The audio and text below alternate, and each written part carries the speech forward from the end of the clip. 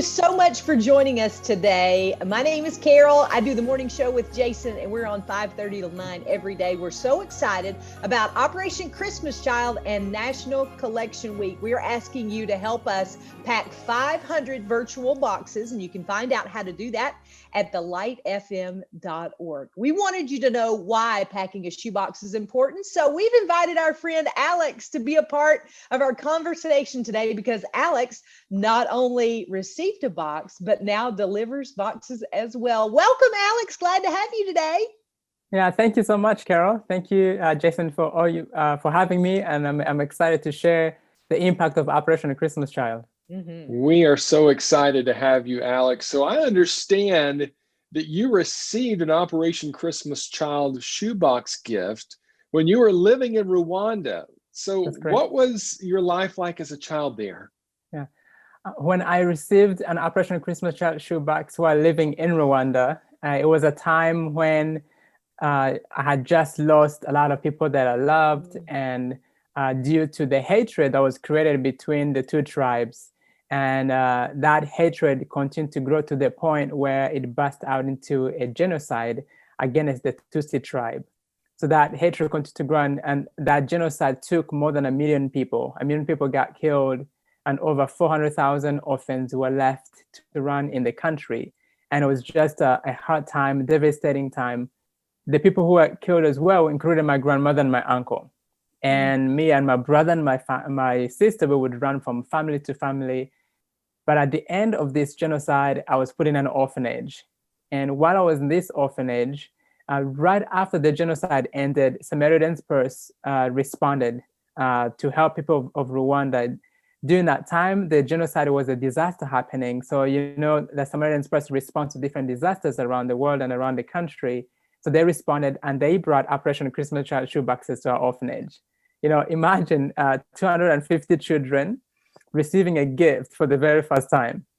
You know, it was so special because when we got to open that gift and we got to see all the items were in it, it was such a powerful moment for us. Alex, paint a little bit of the picture before you were in the orphanage, because I think we know what we know from reading headlines and news stories, but it certainly was nothing like it was on the ground there in Rwanda. So tell us a little bit about what it was like, the general feeling, and just the culture itself. What was that like? Yeah, growing up in that country at that time, it was such a rough time. And, you know, I grew up seeing all these political rallies and seeing this hatred when in school, actually, people would take roll calls according to what tribe you were. And there was this animosity that was created between the Hutus and the Tutsis, to the point where some of the Hutus who grew up in that hatred, who were taught as young children, they could not see another person who is considered to be a Tutsi as a human being. And that dehumanization, when the genocide started, when the president of Rwanda was assassinated, and the whole country went loose, and majority of the Hutus, since those who are caught in this hatred, started to even killing their neighbor, to the point where actually a neighbor killed their neighbor. The people who killed my grandmother and my uncle, they were not strangers. They are people who I knew by name, people who we lived in a small village, so we collected water at the same well. And to think that that hatred would divide the people just because you looked differently. The distinctions were that if you're tall and slim, you're a Tutsi, and if you're very short and muscular built, that means you're a Hutu. So these distinctions, people believe in that hatred and continue to grow, and this burst out into this genocide. Well, let me ask you a little bit. When Operation Christmas Child came into your village, were you at all like skeptical that somebody was giving you a gift? Like, was there a caution there when you encountered Operation Christmas Child? When I received that Operation Christmas Child shoebox gift, there wasn't even time to even think. We were so excited to have a gift to call our own, because we had left with no hope. We had lost our loved ones. We had lost everything that we owned. And so being this orphanage, and the orphanage director would wonder how to get food on our table. So they were not going to get the toys, they were not to get the school supplies. So it was such a special moment when we got to receive that gift, where we are screaming of excitement, not because we're being chased for first, being chased and running for our lives scared, but because we're so excited, because we could not contain the joy.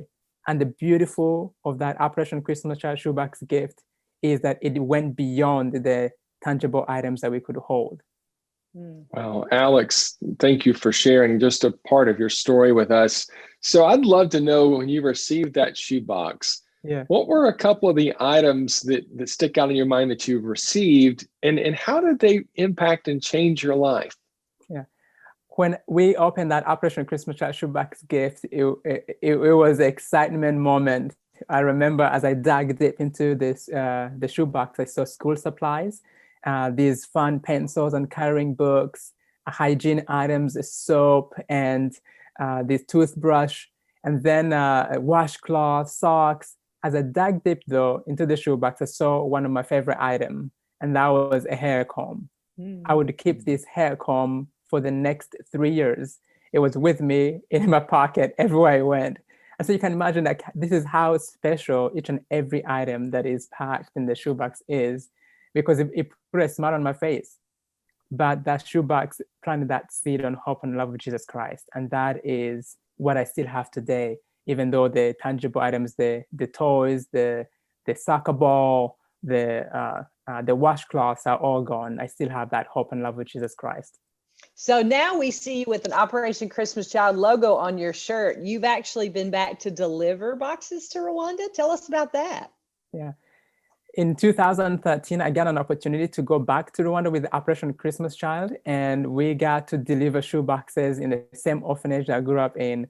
And it was such a joyful moment. When I got adopted into here in the United States back in 2003, I got introduced to Operation Christmas Child in high school. And I wanted to pack shoe boxes because I know of the impact they had on my life. And over there, I got connected with the ministry. And then in 2013, we got to go to Rwanda, stood in the same place, this time handing out a shoebox. It was such a powerful moment. We got to share the gospel of Jesus Christ to children who were there. And, we got to explain to them about the greatest journey, the discipleship program that goes with the shoeboxes, and walk through the stories with them. And it was just beautiful. But throughout my life, God was just even challenging me. On that trip, he even answered a prayer that I've been praying for the longest time. Well, go ahead, Jason. Alex, for someone who's watching this video or listening to our conversation, this year they can pack a box virtually. This is an exciting way for families to engage together and still bless a child somewhere across the globe. How would you encourage someone who's considering maybe packing a box for the very first time, or year after year they've been a part of Operation Christmas Child? Yeah, I would love to share that each and every shoebox that is packed through Operation Christmas Child, every shoebox represents a child who gets a chance to hear about Jesus Christ. And it is such an opportunity. This year we have nationwide, here in the United States, we have a goal of packing 9.2 million shoeboxes. And worldwide, we're having a goal of packing 11 million. That's 11 million children we're hoping to reach with the gospel of Jesus Christ. And it's so creative that this year we have even, we've been so creative with the pandemic, we've been going even virtually. And so you can even pack a shoebox online. It's been there, and you can always find information on how to do that online. You can also still pack this traditional box. You can start with the school supplies, toys, hygiene items, items that a child from 2 to 14 could enjoy. And then we give a tool to a pastor to share the gospel. That shoebox becomes a tool to share the gospel. And you can go online at SamaritansFirst.org/OCC to find out how you can back shoebox online and get more information about even how you can even get involved even more within the ministry.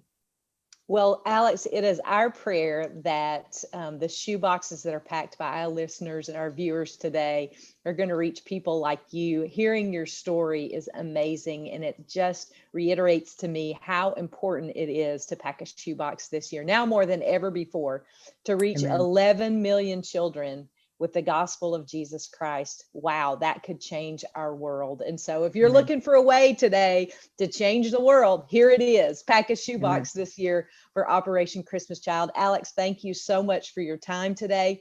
We love your story. I love how God is using you now. And I just pray that God's blessings will continue to be on you. And hopefully we'll get you back over to Rwanda, hand out even more shoeboxes. How's that sound? Yeah, thank you so much for the opportunity to share. And thank you for all the listeners who are going to change the world by packing Operation Christmas Child shoebox gifts. God bless you. And if you want to find out more about how to do that, all you got to do is go to our website, thelightfm.org.